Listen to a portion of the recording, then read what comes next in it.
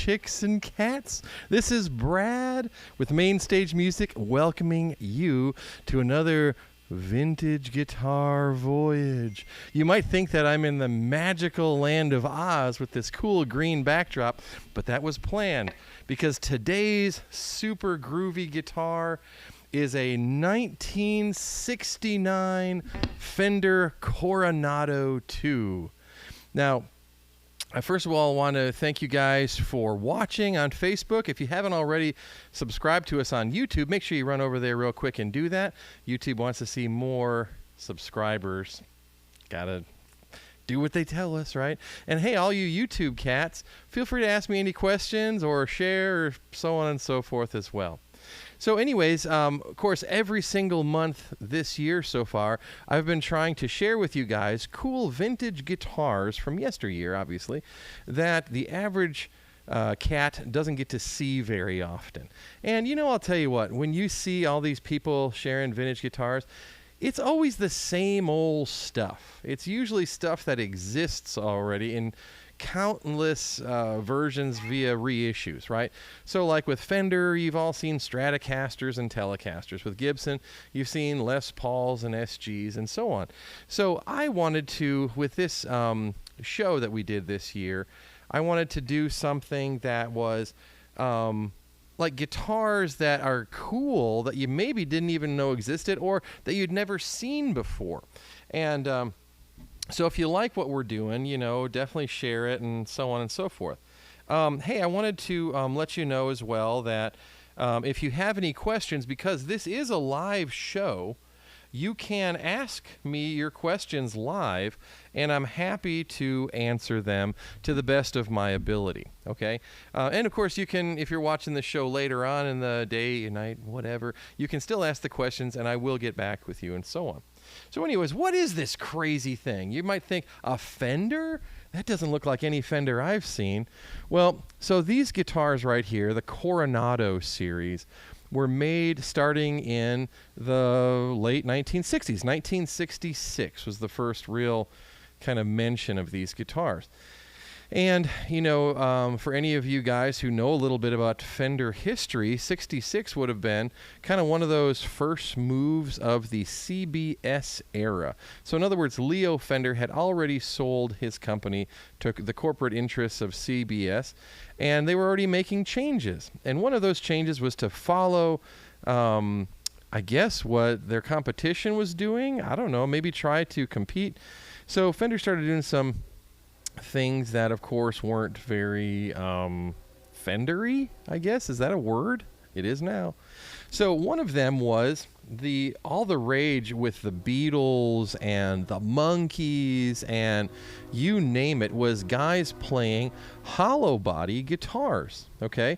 Of course, you know the models. They're like the Gretsch model that Chet Atkins played, or the Beatles, they played Rickenbacker and Epiphone models, the Casino, Country Gentleman, the 360-12. We did that one last time, if you recall, watch the episodes.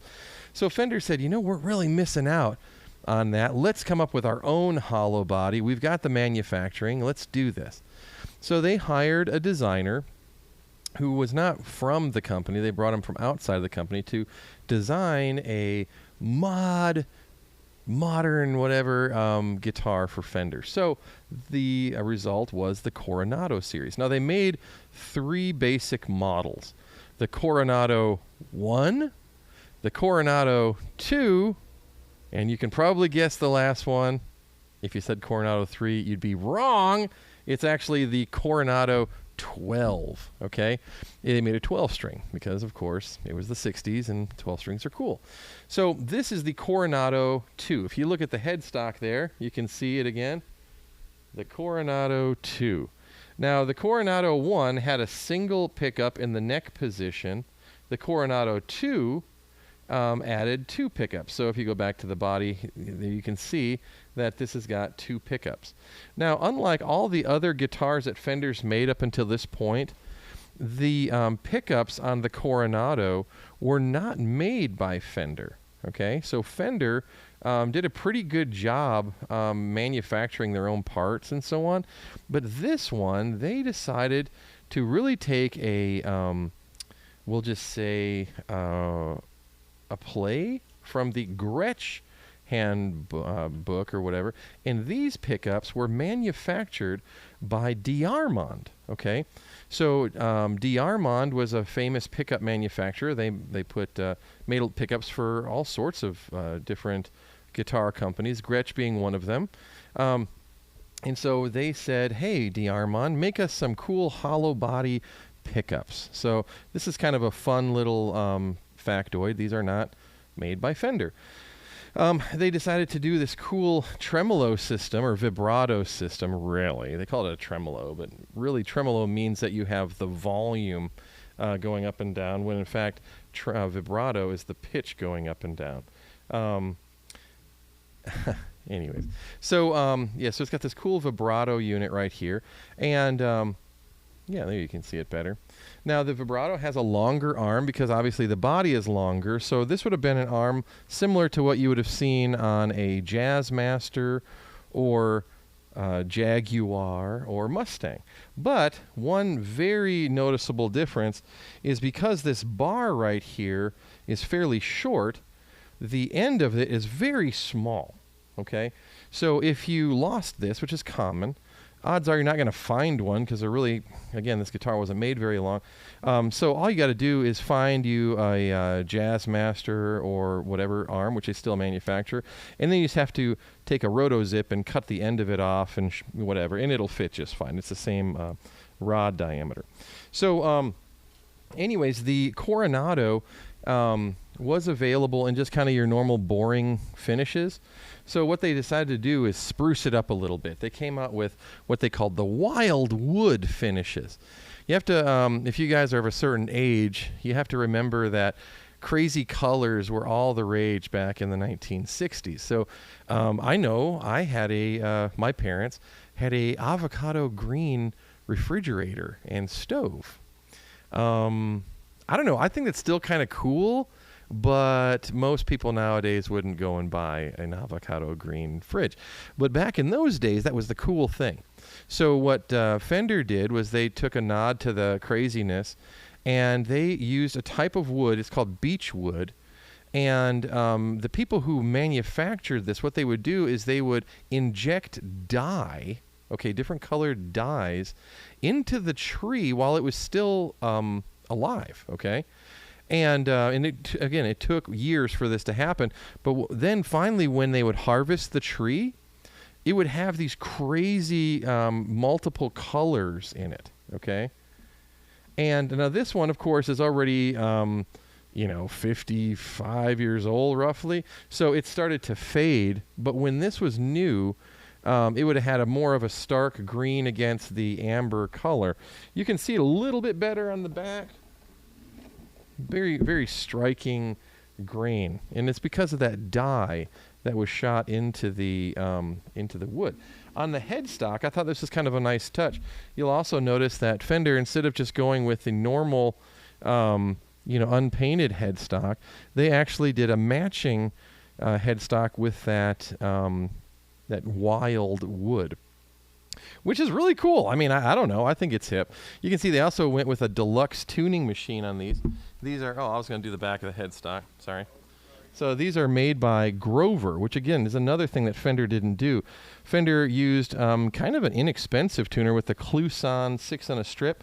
This is a costly Grover 18-to-1 deluxe key that you would see on something more costly like a Gibson. And with the pearl buttons, it's really sharp. Now here's another thing. Let's get the body shot on the back. Most hollow bodies that you see have a set-in neck. This is Fender we're talking about, so they bolted the necks on just like their Stratocasters or their other guitars. So you can see the body is high quality. It's got double binding on the back and sides, but this one has the bolted-on neck, which is again kind of an odd feature on this guitar. Big white pick guard, you can tell who they were copying because I'm trying to think, was there another company that was using a white pickguard other than, let's say, Epiphone for their Casino? I mean, that's definitely a stark look that was, I feel, borrowed directly from Epiphone. And but the Beatles were playing them, and it was '69 after all. This was when the Beatles would have been recording, Abbey Road or Let It Be, all that kind of stuff. And so again, very cool look. Now the controls are pretty straightforward. You have a three-way pickup selector here. So this is going to go your neck position, your bridge position, and I'll let you hear the sounds here. So the controls are, just like you would imagine. You have your volume for the respective neck and bridge pickups, and then tone for the neck and bridge pickup. So the neck pickup sounds very strong. I love it.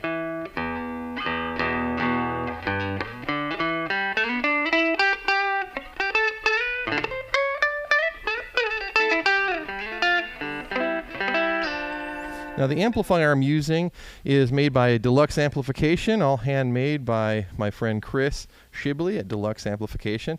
It's a little tweed style amplifier called the number 9, and so it does have a little bit brighter sound, but generally this guitar has some bite to it. That is the neck position.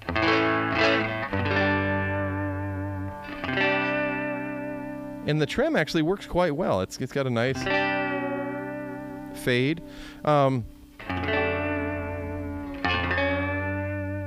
dig it. Now the bridge position. Oh my goodness. Pepper pudding.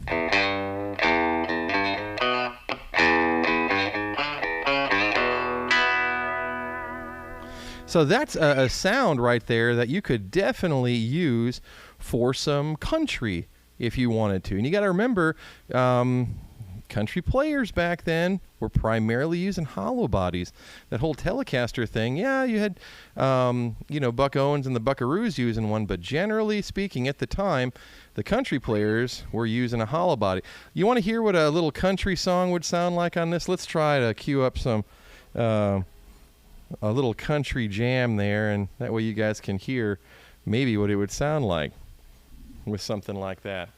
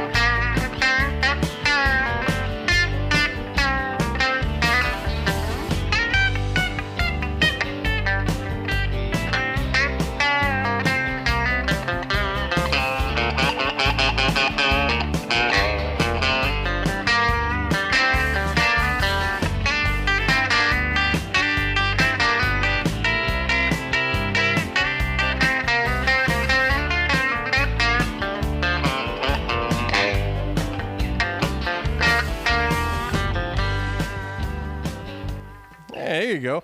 So you wouldn't expect a guitar like this to have some of that country twang, but it do. So this is actually a pretty versatile guitar, I have to say. The bolt neck is going to feel very familiar to a Fender guy. It does have a slightly wider feel to it.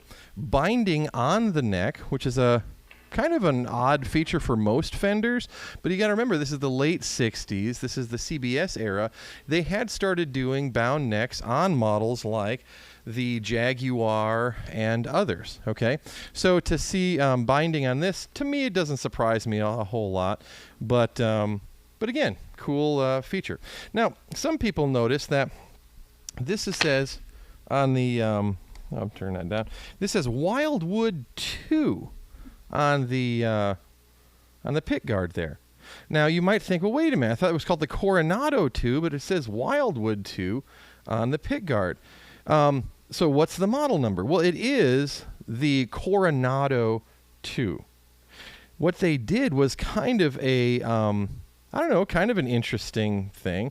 They took the color, because this was available in 6 different dye colors, right? And they put which Wildwood color it was engraved right in the guard. Isn't that wild? So, I mean, there was like purple and red and gold or brown or whatever, and green happened to be number 2. So that's another way that you know that originally it was green, is that it says Wildwood 2 clearly on the pit guard.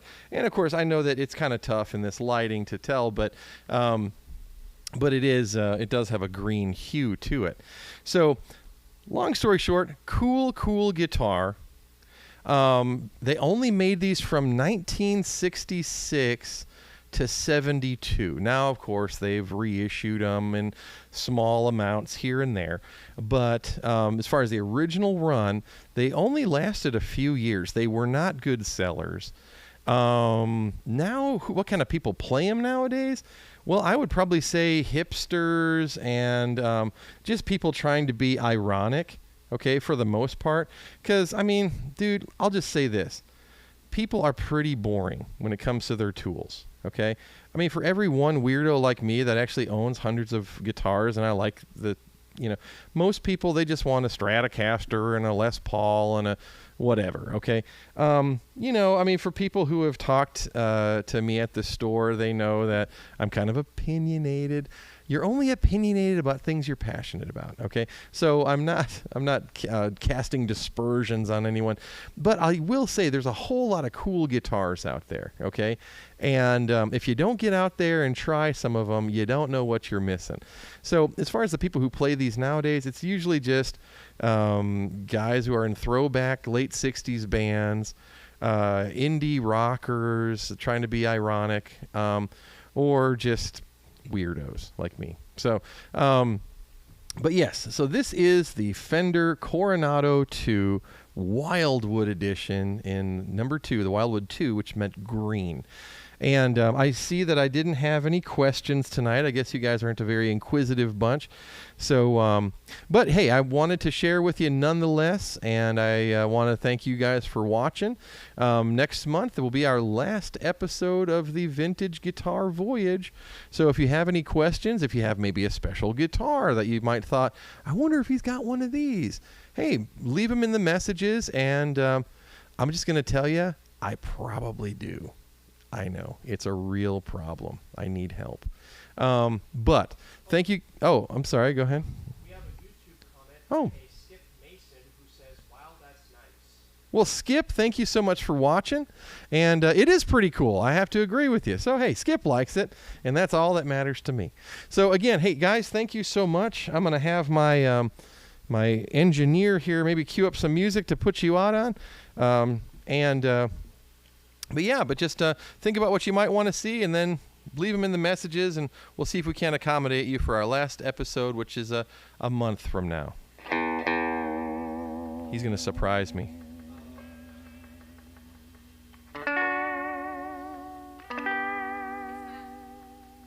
Oh, okay. Well, if it's not going to play any music,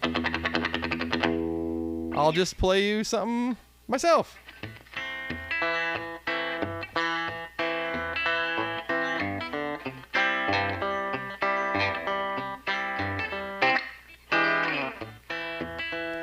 See you guys.